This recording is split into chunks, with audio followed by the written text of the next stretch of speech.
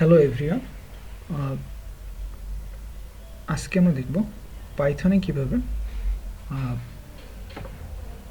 If else condition লিখতে হবে। পাইথনে if else condition কিভাবে কাজ করে। তো প্রথমে আমরা একটা ভেরিয়েবল নেব, যেখানে আমরা একটা মান রাখবো এবং পরে ইফ এলস কন্ডিশন দিয়ে সেই মানটা চেক করব। তো প্রথমে যদি একটা ভেরিয়েবল নেই, সাপোজ ভেরিয়েবল 1, এবং আমরা একটা মান দিলাম সাপোজ 15। তো আমরা যেটা করব, if else condition checking,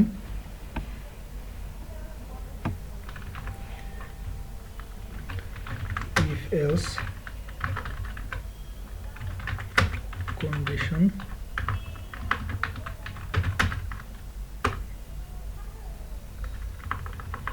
practice. Okay, let's write the condition. প্রথমেই ইফ, যদি, এখানে আমরা দুইভাবে লিখতে পারি, একটা হচ্ছে ব্র্যাকেট দিয়ে অথবা ব্র্যাকেট ছাড়া। তো আমি দুইভাবেই প্র্যাকটিস করে দেখাবো। প্রথমে ব্র্যাকেট ছাড়া দেখি। তো আমি ভেরিয়েবলটা নিব var1। এখন আমি এই var1কে চেক করবো যে var1টা আসলে আমি যে কোনো একটা ভ্যালু দিয়ে চেক করবো যে var1 কি কোনো একটা নির্দিষ্ট মানের চেয়ে বড় নাকি ছোট নাকি সমান বা সমান না। তো আমি যদি var1 চেক করি তাহলে হবে ইকুয়াল যে var1 সমান কিনা কত, সাপোজ 15, যে var1 এর যে মান আমরা উপরে যে এই যে মানটা সেট করছি এটা 15 সমান কিনা। কিংবা আমি যদি একটু ডিফারেন্স ভ্যালু দিয়ে চেক করি যে var1 90 এর সমান কিনা। কারণ আমি এখানে একটা মান দিছি, এখন আমি এইখানে একটা ভ্যালু দিয়ে চেক করতেছি যে এই var1 এর মানটা আসলে 90 কিনা, 90 সমান কিনা। আমি এটা গ্রেটার অর ইকুয়াল অথবা লেস অর ইকুয়াল বা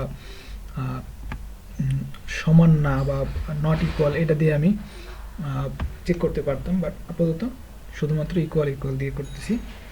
তো if var1 equal 90 then do something. Okay, আমরা কি করব, print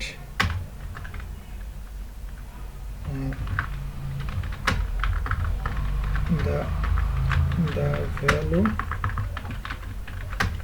of the var variable is var1। তো যদি var1 বা ভেরিয়েবল, এই ভেরিয়েবলটা যদি 90 সমান হয় তাহলে এই লাইনটা প্রিন্ট করবে যে the value of the variable is variable মান। আমি এইখানে যে কমা দিয়ে ভেরিয়েবলটা লিখছি var1, এর মানে হচ্ছে এখানে এই ভেরিয়েবলে যেই মানটা থাকবে ওই মানটা এখানে প্রিন্ট করবে। আর আমি যদি ডাইরেক্ট এইখানে লিখে দিতাম the value of the is 56, তাহলে প্রিন্ট করতো, এই লাইনটা প্রিন্ট করতো, পাশাপাশি ভেরিয়েবলের মানও প্রিন্ট করতো। আর যদি আমি এখানে শুধুমাত্র এইটা দিতাম,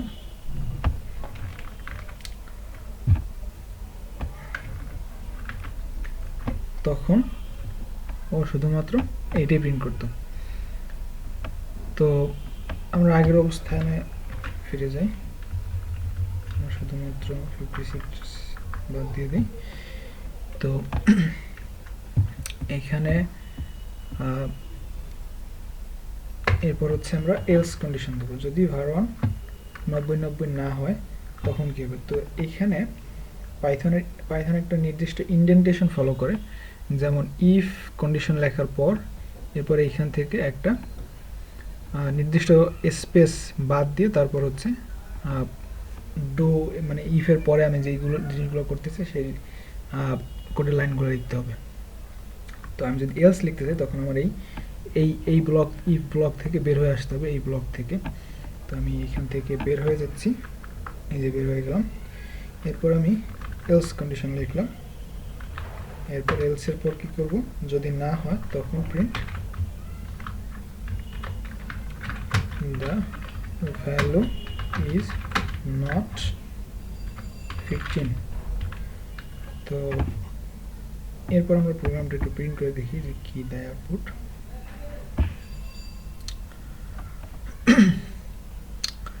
তো আমাদের আউটপুট চলে আসছে, দ্য ভ্যালু ইজ 15, মানে যেহেতু এই কন্ডিশনের সাথে ম্যাচ করে নাই, ভেরিয়েবলের 1 এর মান যেহেতু 15 আর আমরা যেহেতু 90 কিনা এটা চেক করতে চাইছি, যেহেতু 90 না, তাই ইফ টোটাল ইফ কন্ডিশনটা আসলে এক্সিকিউট হয় নাই। টোটাল ইফ কন্ডিশনের যে এক্সিকিউটেবল যে লাইনগুলো ছিল, যেমন প্রিন্ট, এটা এক্সিকিউট হয় নাই। এরপর আসছে এলস চেক করছে, এরপর ইফ যেহেতু হয় নাই তখন এলস যেটা ছিল এটা প্রিন্ট করে দিছে, দ্য ভ্যালু ইজ নট 15। এবার আমরা একটু ব্র্যাকেট সহ দেখি। ব্র্যাকেট পাইথনে আসলে আপনি দুইভাবেই কাজ করতে পারেন, ব্র্যাকেট দিয়ে বা ব্র্যাকেট ছাড়া। তো ব্র্যাকেট দিলেও সেমভাবে কাজ করবে, সেম আউটপুট দেবে। আমি যদি আউটপুট একটু চেঞ্জ করে দিই, আমি কন্ডিশনটা চেঞ্জ করে দিলে আউটপুটটা চেঞ্জ হয়ে যাবে। তো আমি কন্ডিশন চেঞ্জ করে সেম মান দিলাম, যাতে করে এবার এই অংশটা এক্সিকিউট হয়। তো দেখি, okay, the value of the variable is 15, the value of the variable is var1, মানে এখানে এই ভ্যারিয়েবলের যে মানটা এটা প্রিন্ট হবে। তো এইটাই ছিল আসলে পাইথনের ইফ এলস কন্ডিশন। আপনি প্রথমে একটা ভ্যারিয়েবল বা যে কোনো একটা কিছু চেক করার জন্য আপনি কন্ডিশন লিখবেন, যে ইফ, তারপরে ওইটার সাথে যে জিনিস আপনি চেক করতেছেন ওটা চেক করার জন্য কন্ডিশন দিবেন, যেমন var1 = 15 কিনা, বা আপনি এখানে গ্রেটার ইকুয়াল দিতে পারেন, লেসার ইকুয়াল দিতে পারেন, বা নট ইকুয়াল দিতে পারেন। এবং এটা যদি ট্রু না হয়, এই অংশটা যদি ট্রু না হয়, তখন এই অংশটা প্রিন্ট হবে, মানে এই অংশটা প্রিন্ট হবে, এই অংশটা এক্সিকিউট হবে, মানে এই অংশটা কাজ করবে। আবার যখন এইটা যদি কাজ করে, তখন আর এই ব্লকটা কাজ করবে না। তো এটাই ছিল আজকের পাইথনের ইফ এলস কন্ডিশন। আশা করি নেক্সট ভিডিওতে আমরা পাইথনের অন্য কোনো টপিক দেখব। Thank you.